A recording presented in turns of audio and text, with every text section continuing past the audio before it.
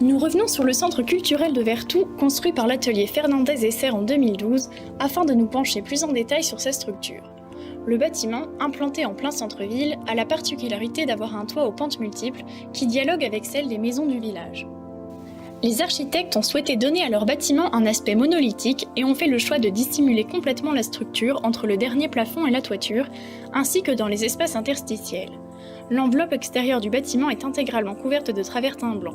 L'intérieur, quant à lui, montre des espaces monochromes tapissés de lambris ou de blanc. La toiture du bâtiment se décompose en plusieurs éléments distincts. Une fine surtoiture, composée de dalles de céramique blanche et de modules de béton fibré léger et ductile, est supportée par une première charpente métallique. Tous les autres éléments de toiture sont éloignés de cette première couche et sont supportés par une deuxième trame métallique plus massive, composée de poutres IPE. Cet ensemble, qui est relativement léger, transmet les charges de la toiture dans des murs en béton plein de l'enveloppe. Il retransmet ainsi les charges aux fondations, puis au sol. À l'intérieur du bâtiment, les charges sont reprises par des murs en béton plein qui forment des noyaux porteurs.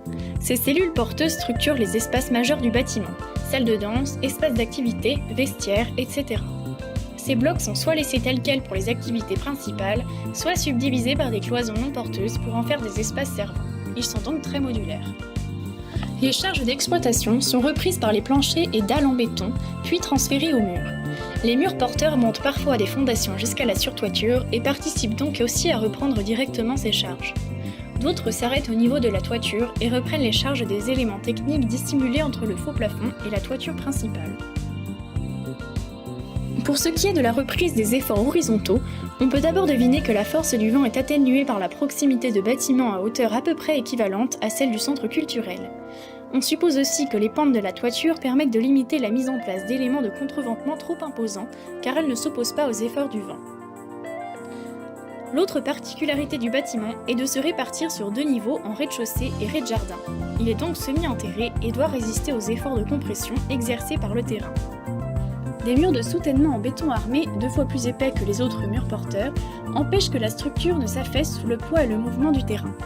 Ce mur est drainé afin que l'eau contenue dans la terre ne fasse pas pression et augmente la poussée sur le bâtiment.